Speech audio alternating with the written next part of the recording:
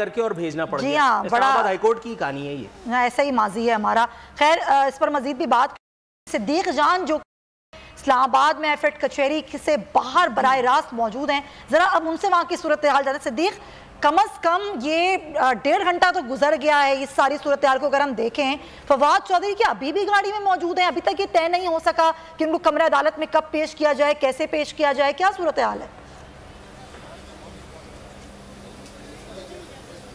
देखें, इस वक्त सूरत हाल वही है जो जिसका आपने जिक्र किया कि जो 1.5 घंटा पहले थी कि फवाद चौधरी गाड़ी में मौजूद हैं, उनको कोर्ट रूम में नहीं पहुंचाया जा सका। कोर्ट रूम खचाखच भरा हुआ है और इस वक्त तक जब मैं आपसे बात कर रहा हूं, अब तक जो हमारे रिपोर्टर वहां से रिपोर्ट कर रहे हैं जो कोर्ट रूम के अंदर मौजूद हैं, अभी तक जो है वो समाअत शुरू नहीं हो सकी।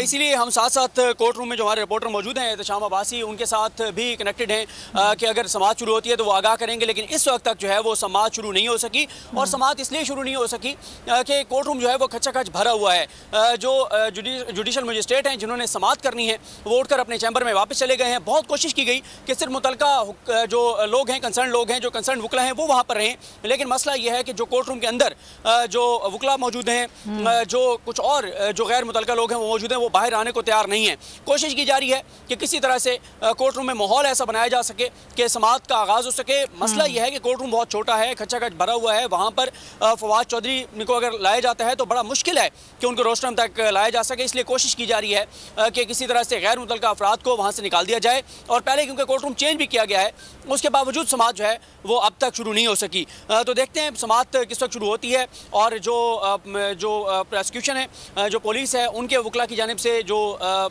वो कोशिश करेंगे कि ज़्यादा से ज़्यादा जिस्मानी रिमांड, ज़्यादा से ज़्यादा दिनों का जिस्मानी रिमांड वो ले सकें।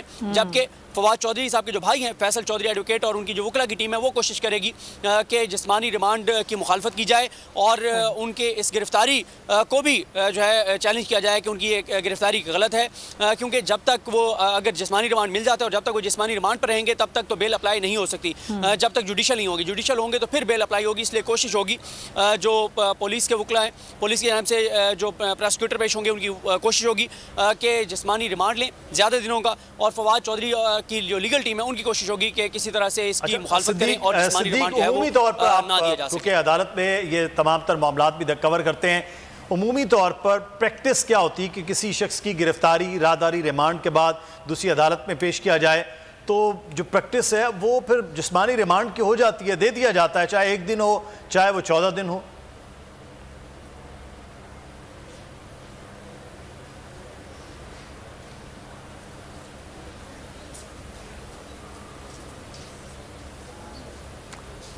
अच्छा सिद्दीक, अगर आप सुन सकते हैं तो हम बात कर रहे हैं कि इस वक्त उमूमी प्रैक्टिस जो होती है वो ये कि किसी को गिरफ्तार किया गया, राहदारी रिमांड है, उसके बाद दूसरी अदालत में पेश हुआ है, तो आज जिस्मानी रिमांड जो है वो हो जाएगा फवाद चौधरी का। आप समझते हैं कि अमूमी तौर पर जो प्रैक्टिस इन अदालतों में ऐसे केसेस की होती है?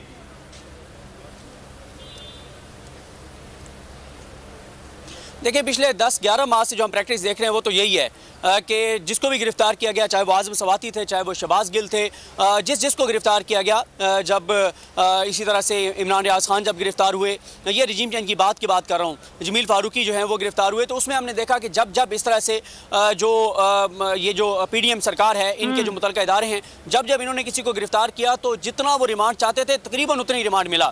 और उसमें हमने ये भी देखा कि अगर किसी जज ने, किसी जुडिशल मजिस्ट्रेट ने जुर्मंदाना फैसला किया तो उसके ऊपर फिर जो है उसको बाद में ऊपर की अदालतों ने जाके और उन फैसलों को मुअत्तल किया। ये सारी सूरत हाल रही है। माह में देखना ही होगा कि आज यहाँ पे क्या सूरत हाल रहती है। ब्रेक लेंगे फिर वापस आएंगे।